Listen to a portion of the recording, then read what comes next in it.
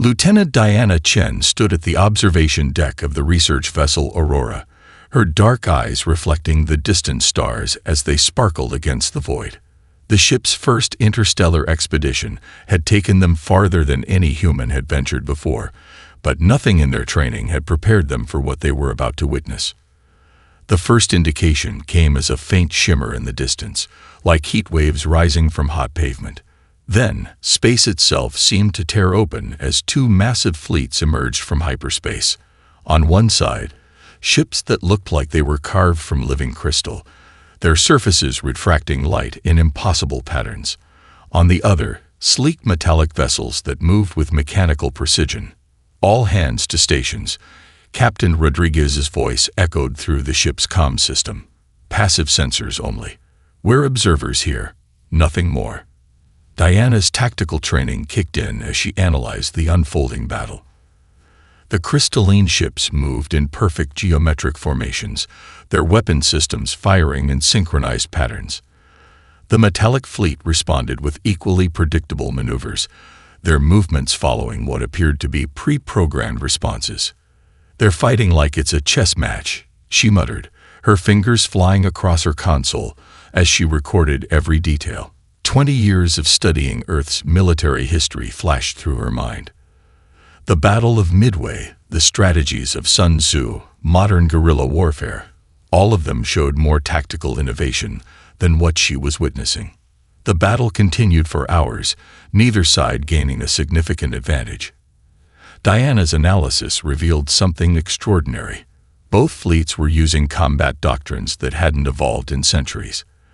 Their technological superiority was impressive, but their tactical thinking was stagnant. When the crystalline fleet finally retreated, leaving several disabled ships behind, Diana compiled her report with trembling hands. This wasn't just first contact. This was an opportunity. Humanity's greatest weakness throughout their history had been their constant readiness for conflict, their need to innovate new ways of fighting. But here, among the stars, that same trait might be their greatest strength. "Captain," she said, presenting her findings in the emergency staff meeting, "these civilizations have technology we can barely comprehend, but they've forgotten something crucial: the art of adaptation. Every move they made was by the book, a book that's probably thousands of years old." Captain Rodriguez studied the tactical displays, his expression thoughtful. "And you believe our experience with warfare gives us an advantage?" "Not the warfare itself, sir," Diana corrected. "Our ability to innovate, to adapt, to think creatively under pressure. They have better ships, better weapons, but we have something they've lost: the ability to surprise." As the Aurora began its long journey back to Earth, Diana spent countless hours refining her analysis.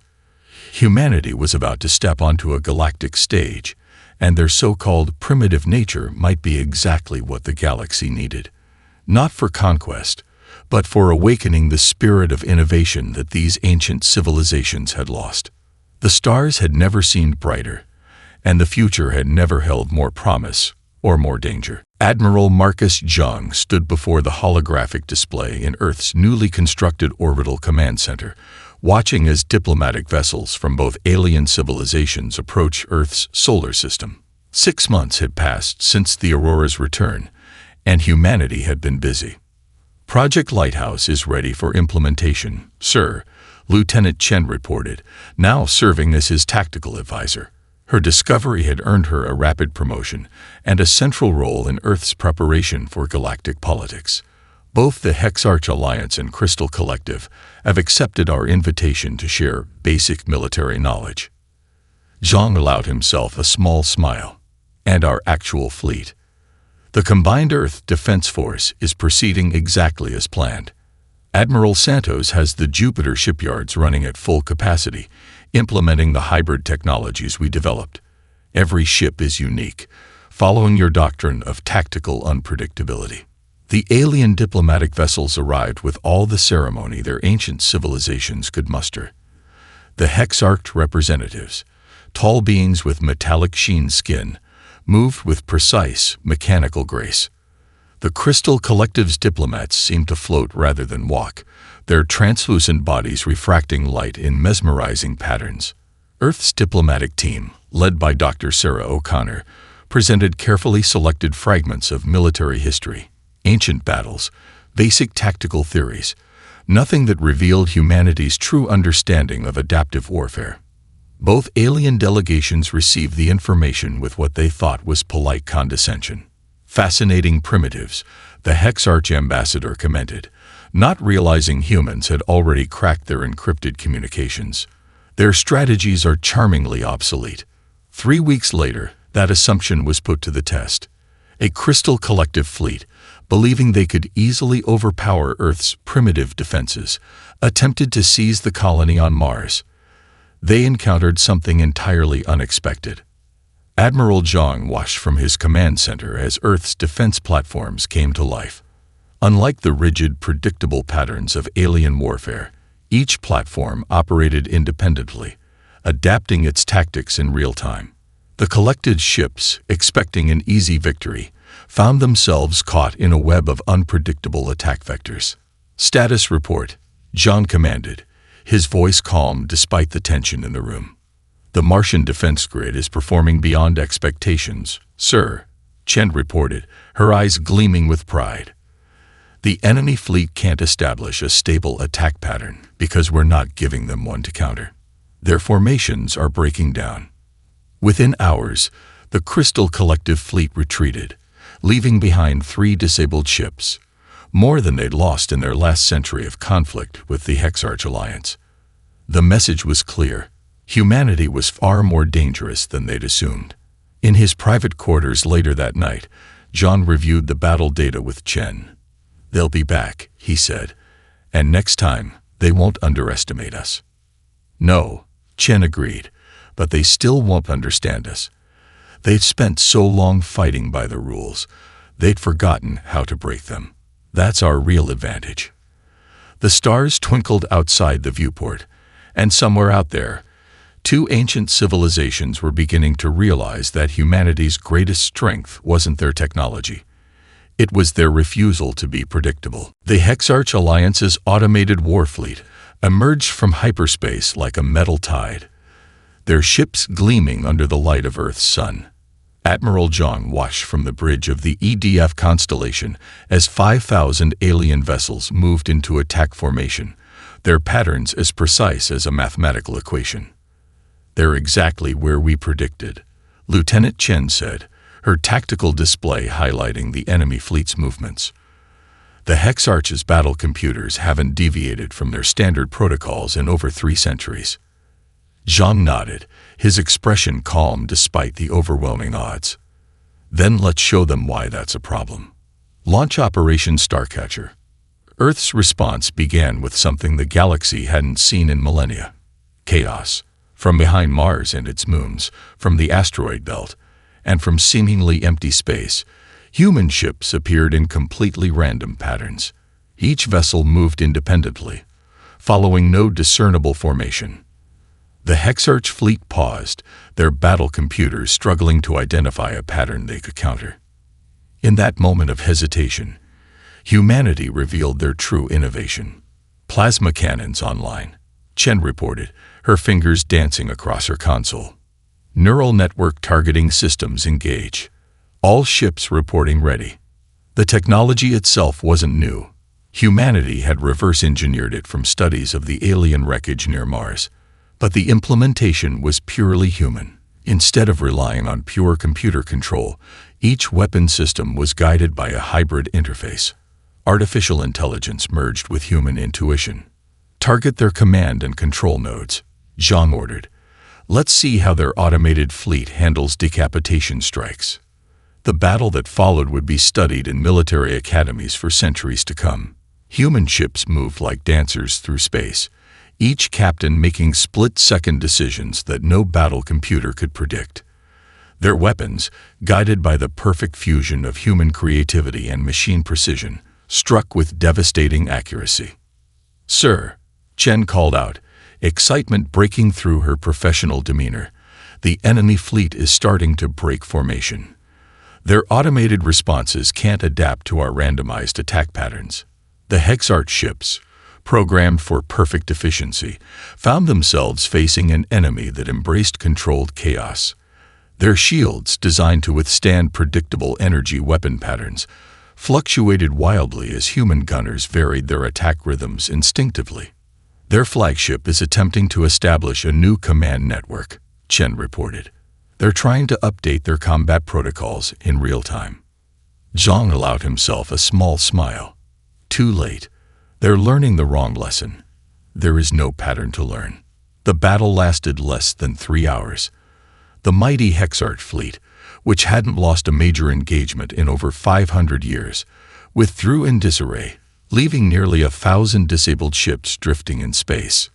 In the aftermath, as rescue operations began, Zhang received a priority transmission from Earth Command. The Hexarch Alliance was calling for an emergency diplomatic summit. More surprisingly, the Crystal Collective was asking to attend as well. They finally realize what they're dealing with, Chen said, studying the message.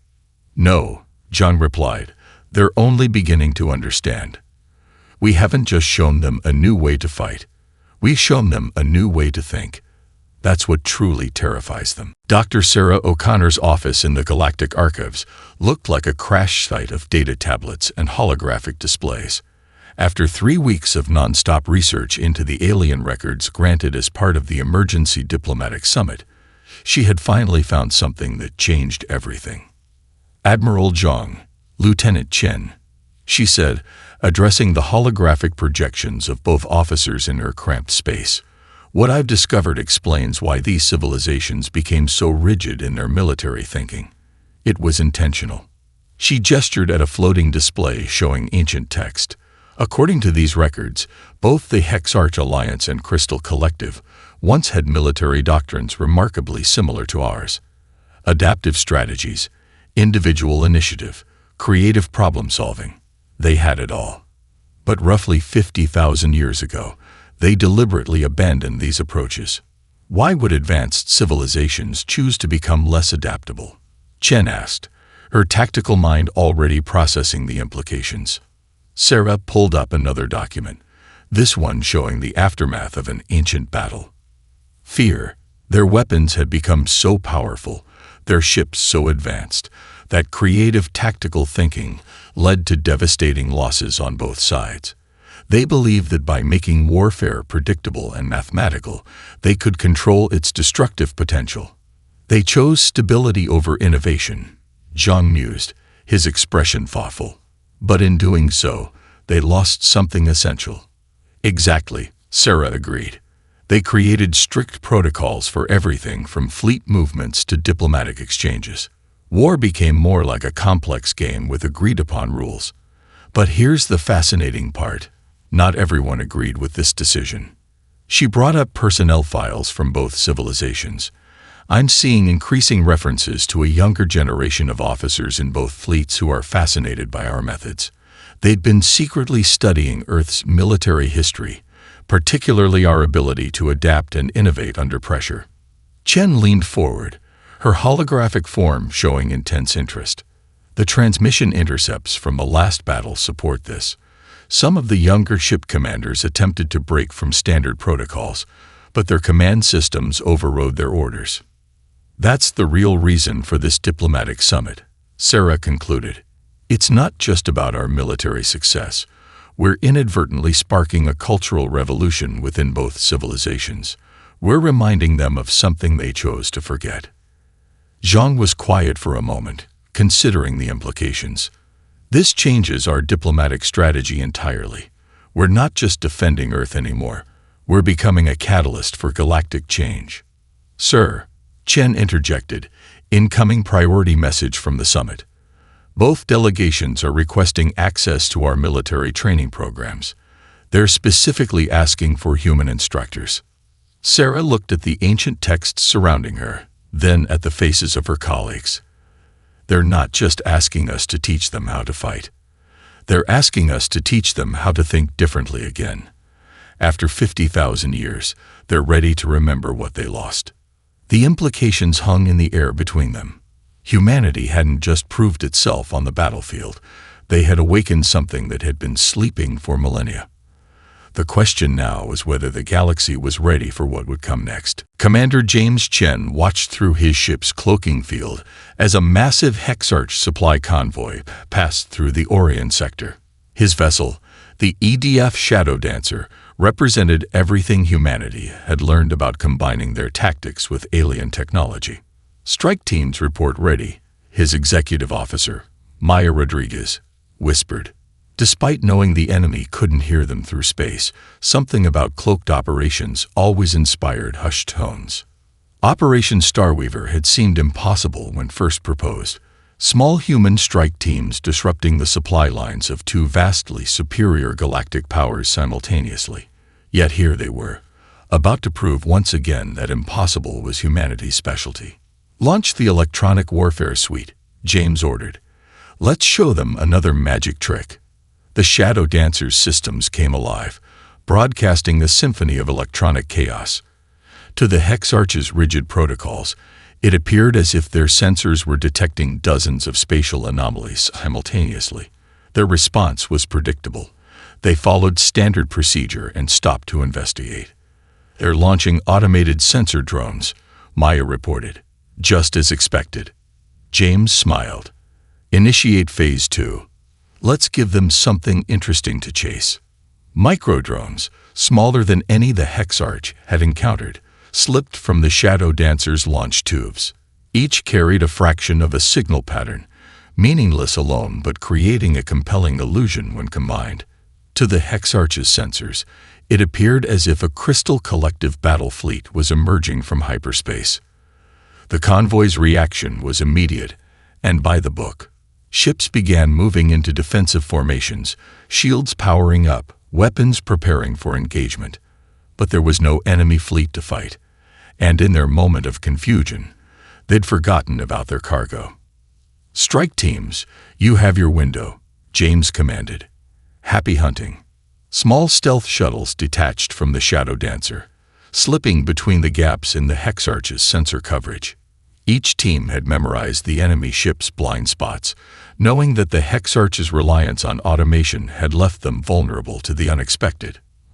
Within minutes, teams of human operatives were aboard 3 key supply ships. Their mission wasn't destruction. It was something far more devastating to their rigid enemy. They were there to introduce chaos into the most ordered civilization in the galaxy. "Targets acquired," came the reports, one after another. "Uploading randomization protocols to their cargo manifests now." It would take weeks for the Hexarch to realize that their perfectly organized supply chain had been corrupted. Shipments would arrive at wrong destinations, inventory systems would show phantom goods, and automated logistics computers would chase errors that didn't exist. "All teams recovered," Maya announced as the last shuttle docked. "No casualties, no detection." James watched as the convoy continued on its way, its crew unaware that they were now carrying the seeds of disorder through the heart of their empire. "Send word to Admiral John. Phase 1 of Operation Starweaver is complete. The real chaos begins now." The Shadow Dancer slipped away into the darkness of space, leaving behind a perfectly executed example of humanity's new approach to warfare. Victory not through destruction, but through creativity. First Commander Lyra of the Crystal Collective stood before her fleet's command council, her crystalline form pulsing with determination. The data streams from Earth's military archives flowed through her consciousness, showing centuries of adaptation and evolution in warfare. "Our ways are stagnant," she announced to the assembled leaders, her voice resonating through the crystal chamber. "While we cling to ancient protocols, humanity has shown us a better path. They don't just fight differently, they think differently." The chamber erupted in harmonic discord as the elder commanders rejected her words. But Lyra had planned for this. Throughout the fleet, younger officers were already implementing human-inspired tactics in small-scale exercises, proving their effectiveness. On Earth, Admiral Sophia Torres received the encrypted transmission from Lyra's supporters. The Crystal Collective was fracturing along generational lines, creating both danger and opportunity for humanity. We need to handle this carefully, Torres told her staff in the diplomatic command center. If we support the progressive faction too openly, the conservatives will see it as confirmation of their fears about human influence. Lieutenant Diana Chen, recently assigned to the diplomatic corps, studied the holographic map showing political alignments across the galaxy. The Hexarch Alliance is facing similar internal pressures. Their younger officers are questioning 50,000 years of doctrine. Torres nodded, a plan forming in her mind. Then we use their own protocols against them. Both civilizations have ancient laws about providing sanctuary to political refugees. If we offer diplomatic protection to these progressive factions, they'll have to acknowledge it publicly, Diana finished. Their own rules won't let them ignore it. The next few weeks saw a delicate dance of diplomacy and defiance. Lyra's faction, calling themselves the Stardust Revolution, began implementing irregular tactics in their patrols. They demonstrated unprecedented success rates against piracy and smuggling, forcing their conservative leadership to take notice. Protection request received from the crystalline Third Fleet, Diana reported one morning. First Commander Lyra is invoking the ancient right of innovation. Torres allowed herself a small smile. The right of innovation was a nearly forgotten protocol from before the Great Standardization, designed to protect those who proposed beneficial changes to their society. By invoking it, Lyra had turned the conservatives' own rules into a weapon. Send the acceptance, Torres ordered, and prepare for Phase 2. Within hours, similar requests began arriving from progressive factions within the Hexarch Alliance. Young officers, inspired by both humanity and the Crystal Collective's revolutionaries, were demanding the right to study and implement new tactics. They're calling it the Renaissance Movement, Diana reported, reading the incoming transmissions. They want to establish joint training programs with Earth's military academies. Torres looked out at the stars from her office window. The galaxy was changing, not through force of arms, but through the power of ideas. Humanity hadn't just brought new tactics to the stars. They had reignited the spark of innovation in civilizations that had forgotten how to change. Send word to Admiral Zhang, she said. Tell him the diplomatic phase is proceeding exactly as planned. The real revolution is just beginning. Dr. Maya Singh stood in the center of Earth's primary research facility on Luna Base, surrounded by the most brilliant minds from 3 civilizations. The massive testing chamber hummed with energy as their latest prototype shield generator sprang to life, creating a barrier that rippled like liquid starlight. The key was never about raw power, she explained to the assembled observers, including representatives from both the Crystal Collective's Stardust Revolution and the Hexarch's Renaissance Movement. It was about adaptation, about learning. Behind the safety barrier, automated weapons fired at the shield. Each impact caused the barrier to shift and change, its energy patterns evolving in real time to counter each new threat. Unlike traditional shields that relied on brute force, this one learned and adapted with each hit. Admiral Zhang watched from the observation deck, accompanied by First Commander Lyra and a young Hexarch captain named Nexus. This technology represents more than just defense, he said. It represents everything humanity has been trying to teach the galaxy. On the testing floor, Maya directed her team to increase the power of their attacks. The shield responded by creating complex, overlapping patterns of energy, each layer working in harmony with the others. It was beautiful, but more importantly, it was effective. The conservative factions in both our civilizations will want this technology, Lyra observed, her crystalline form reflecting the shield's light. They'll see it as a way to make their defenses impregnable, to avoid change even more thoroughly. That's exactly why we're not keeping it secret, Zhang replied. Earth is offering this technology freely to any civilization willing to embrace innovation and change. The shield itself is a teacher. Maya's voice came over the comm system. Final test phase initiating. All observers, please note the shield's response patterns. The barrier faced simultaneous attacks from energy weapons, kinetic projectiles, and electronic warfare. Instead of failing under the assault, it began generating completely new defensive patterns, combining elements of human innovation, crystal collective harmonics, and hexarch precision. It's not just adapting, Nexus breathed, his metallic features showing rare emotion. It's creating something entirely new. That's the point, Zhang said. The shield demonstrates what we can achieve when we combine our strengths. Every civilization that adopts this technology will have to learn to think adaptively, to embrace change rather than fear it. Maya ended the demonstration to enthusiastic applause from the gathered scientists and officers. Already, research teams were forming, mixing members from all three civilizations. The SHIELD project had become more than a defensive technology. It was a bridge between worlds.